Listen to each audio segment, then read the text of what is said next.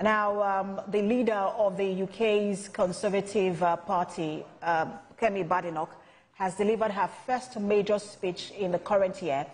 She said her party must restore trust of the British people. The remarks from the former Business and Trade Secretary on Thursday, who succeeded Rishi Sunak in November, came as the party continues to process the worst defeat in his history in July, which handed Sir Keir Starmer's Labour Party a landslide victory.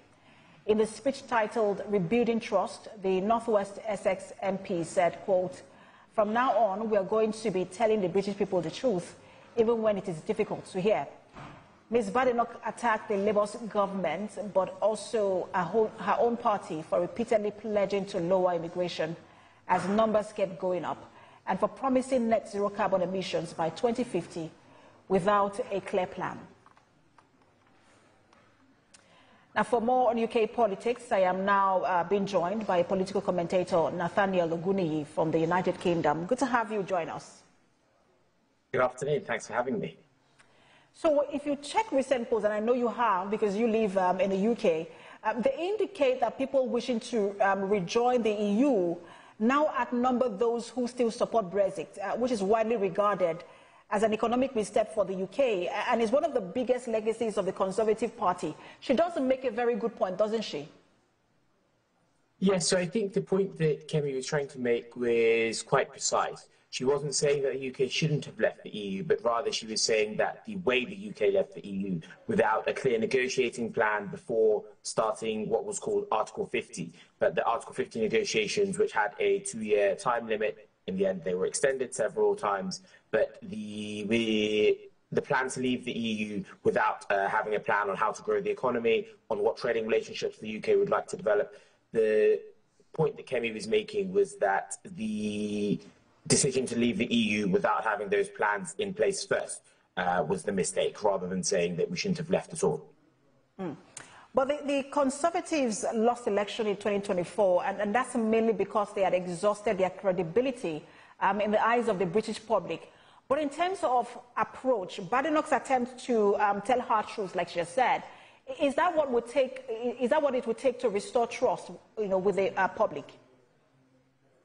So I think her approach is having some success. You look back at the election time, and some polls were having a 10% gap between the Conservative and the Labour parties. You look at the latest poll from a group called More in Common, who are based in the UK, and More in Common actually found that the Conservative Party now have a 1% lead over both the Labour and the Reform parties.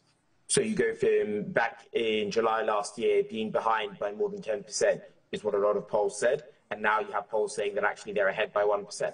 So her approach is clearly having success. And you look at the way that Kemi has scrutinised the current government, you look at the points that she's made about the economy. So, for instance, the government have raised what we call the family farm tax. So it's a tax on parents passing on their family farms to their children and to their family. You look at raises on national insurance contributions, which Labour said they weren't going to do. You look at declining employment. You look at rising inflation. And so it looks like actually the Labour government aren't doing as well as they would like to. And Kemi's been able to make some good points.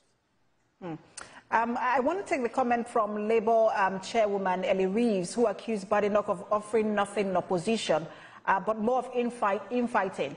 Does she look like she has a plan, or is this just posturing? So I suppose Kemi's plan has led them to 1% ahead of Labour, right? So there must be something working there.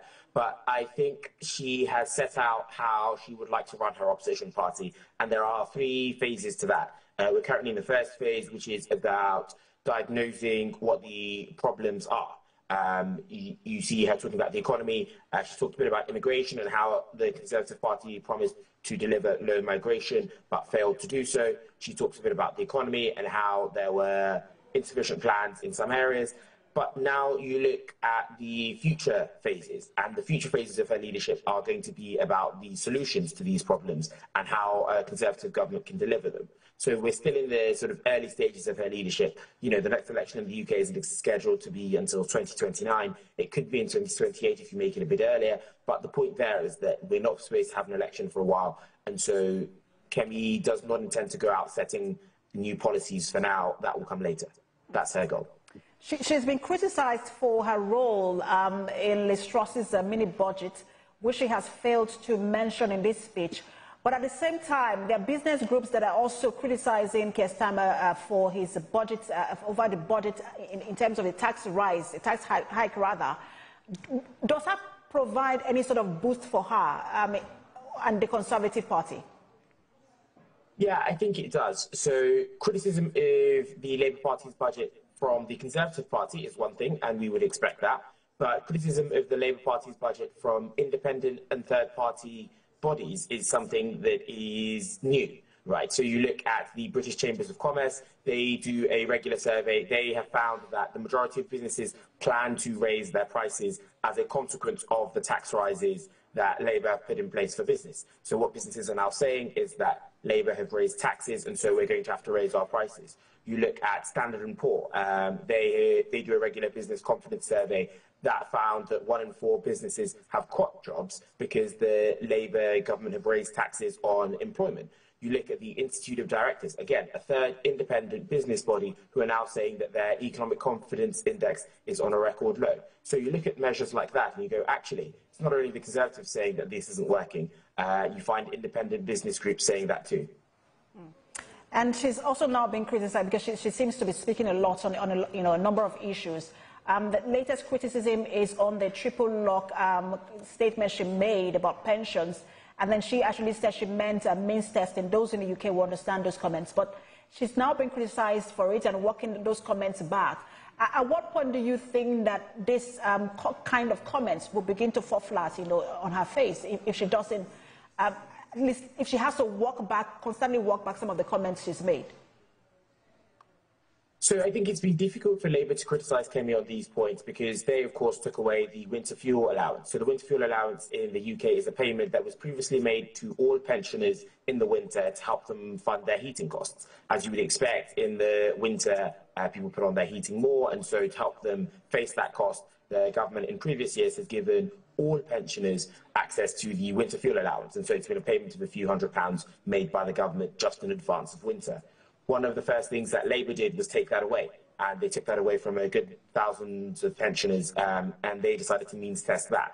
And so it's been difficult for Labour to land the attack that means testing the state pension is not a good idea when they've used means testing in other areas for pensioners themselves. So it's been difficult for them. I think Kemi is keen to clarify her comments that she was talking about reviewing that rather than that as a concrete policy measure. She was talking about how you can ensure intergenerational equity, and so how you can ensure that the government isn't just exclusively spending money on pensions and winter fuel allowances and things like that, but how the government can balance the needs of pensioners and the elderly with the working population and young people too.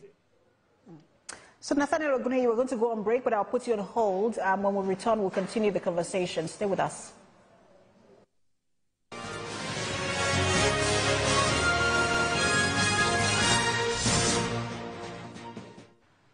Right, thanks for staying with us. You're watching The What Now. We've been speaking with a public commentator, Nathaniel Ogunniyi, on UK politics, where Kemi Badenoch, who is the leader of the Conservative Party, has given her first speech of the year.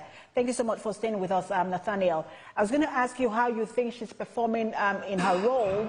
She came into that role on 2nd November after the former Prime Minister, Rishi Sunak's defeat in 2024. How well is she doing, and how is she received, or how has she been received by the British public? So I think Kemi's doing quite well. As I say, she's now up by some polls. The Conservative Party had a 1% lead over the Labour and Reform parties in the More in Common poll that was recently conducted. So you see that the public are taking well to that approach. She has quite an unconventional style. She's very direct. She says what she thinks, and she says what she means. That approach is quite different to the standard approach taken by many UK politicians, and so it means that she's had what people call cut-through. Her messages have been able to land with the public in a way that many wouldn't have necessarily expected them to.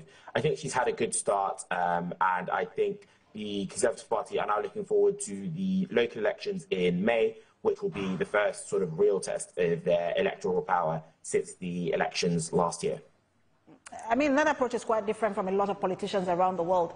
But what would it take? It's been 14 years of trust deficit between the British public and the Conservative Party. How long does she have to be able to bridge that gap? So even if you scroll back as recently as 2019, in 2019, Boris Johnson, as leader of the Conservative Party, won a massive majority. And that was, I think, because the British people thought the Conservative Party had a plan. They thought that the Conservative Party had a plan around Brexit. It was around levelling up and regional inequality, so making sure that people in the north of the country, the north of the UK, had access to the same opportunities that people in the south did, and things like that. So as recently as 2019, the British people were willing to trust the Conservative Party. I think if all goes well for Kemi, in a few years' time, she will be able to set out the policies that she thinks would lead the Conservative Party to victory. She is working in a charted territory with a very different approach. We'll see how things play out for her in the Conservative Party. Thank you so much for your time. Political commentator Nathaniel Ogunniyi. Thank you.